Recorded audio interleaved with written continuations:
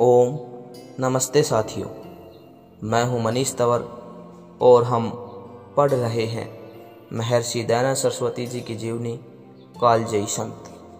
और पिछली वीडियो में हमने पढ़ा कि स्वामी जी के भय से एक महंत ने नगर ही छोड़ दिया। अब आगे का घटनाक्रम कुछ इस प्रकार से है। स्वामी जी अजमेर से कृष्णगढ़ पहुँचे। वहाँ के राजा वल्लभ मत के अनुयायी थे। स्वामी जी ने जब भागवत का खंडन आरंभ किया तो राजा की त्योरियां चढ़ गई। उन्होंने उपद्रव कर स्वामी जी को कृष्णगढ़ से बाहर करने की योजना बनाई। स्वामी जी के पास भेजने के लिए कुछ पंडित तैयार किए और उनके साथ उपद्रवी ठाकुर गोपाल सिंह को भेज दिया। धर्म चर्चा करना उनका उद्देश्य नहीं था। वे यह जानते भी थे कि स्वामी जी के अथाह ज्ञान सागर में उनके पैर नहीं टिक पाएंगे।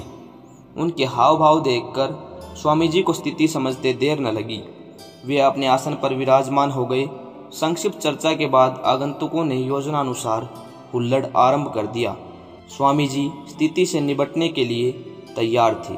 वे अपने आसन पर तनकर खड़े हो गए और बोले, मैं शास्त्रार्थ करना ही नहीं, शस्त्रार्थ करना भी जानता हूँ।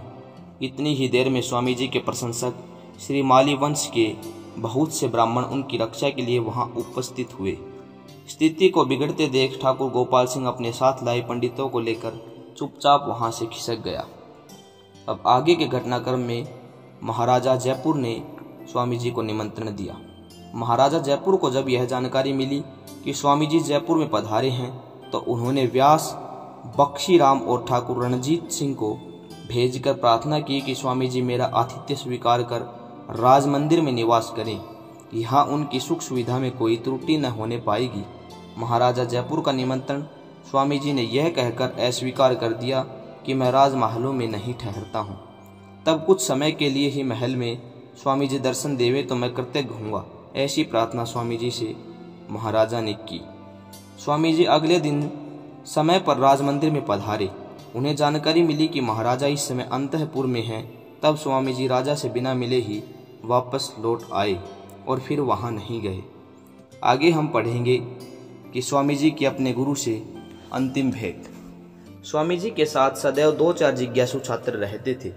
स्वामी जी उन्हें नियमित विद्या अध्ययन कराते और उनकी शंकाओं का समाधान करते। आगरा के समीप ही मथुरा में गुरु धाम था। स्वामी जी गुरु के दर्शनों से वंचित नहीं रहना चाहते थे, अतः 4-5 शिष्यों सहित गुरु कुटिया पर उपस्थित हुए।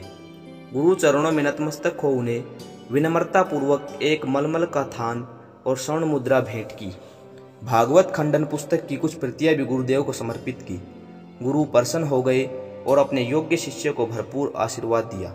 स्वामी दयानंद कई दिन गुरु के समीप रहे, अपनी शंकाओं का समाधान कराया और धर्म के गूढ़ विषयों पर गंभीर चर्चा की। स्वामी जी दयानंद अपने गुरु जी से यह अंतिम भेंट कर रहे थे।